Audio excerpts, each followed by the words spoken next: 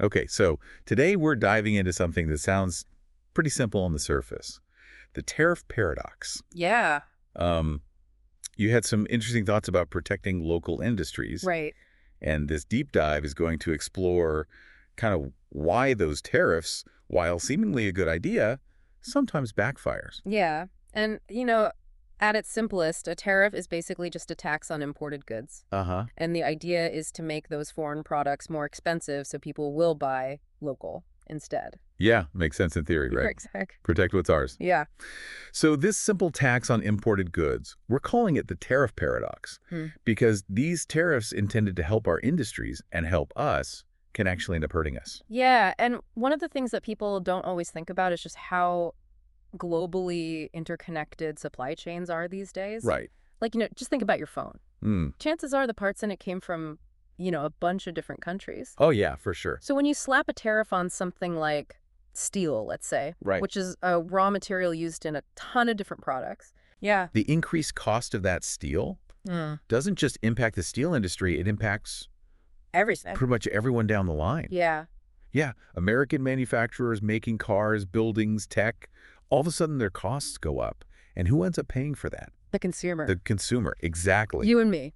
You got it. Right. And then it's not just about the cost, right? There's this whole other layer of retaliation. Oh, yeah, absolutely. When we impose tariffs, other countries tend to get a little miffed, They do. and they impose tariffs right back at it. The retaliatory tariffs. Yep. So now our exports are getting hit.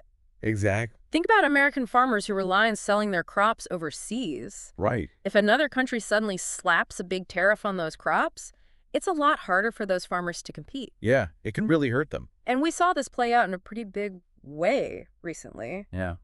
The whole U.S. China trade war. Yeah, it was a prime day. Billions of dollars worth of tariffs going back and forth. Back and forth, tit for tat. And you know who felt the pain? Farmers, tech companies, consumers, everyone really. And there were reports saying that some of our agricultural exports took a big hit, like way down, because of those retaliatory tariffs. Yeah, it was a real mess. So this actually reminds me of something that happened back in 2002. The U.S. steel tariffs under President Bush. Oh, yeah. Now, the goal there sounded pretty good on paper, protect American jobs in the steel industry. Right. Sounds logical. Yeah, protect our own right. Yeah, But the reality is a little more complicated. it is. So what actually happened? While it might have helped save some jobs in the steel industry, at least for a little while, Uh-huh. the cost of steel went up, right? Right. And that really hurt the industries that use a lot of steel, like the auto industry, for example. Wow. So you had all these job losses in those industries. Uh-huh. And some analyses even suggested that more jobs were actually lost in those steel-using industries. Because of the tariffs. Yeah, than were saved in steel production. So it completely backfired. It's a classic example of that tariff paradox in action. Wow. So we're talking about these ripple effect, but isn't there also like a fundamental economic concept at play here too? Yeah, absolutely. Comparative advantage. That's the one. Help me understand that. Okay, so basically the idea of comparative advantage is that economies function best when countries focus on producing what they're best at what they can produce most efficiently. Okay.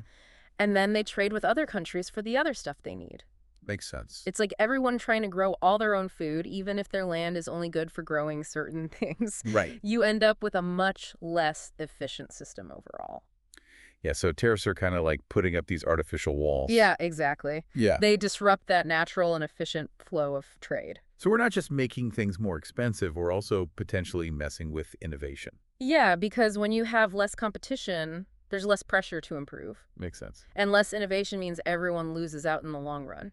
So I think the big takeaway here is that tariffs might seem like a simple solution, Mm-hmm. but in reality, It's a lot more complex it's way more complicated. than it looks on the surface, yeah. The global supply chain, Mm. the risk of retaliation, that whole idea of comparative advantage, it all adds up. It does. And sometimes those tariffs intended to help can actually make things worse for everyone. Absolutely. So what does this all mean for our listeners?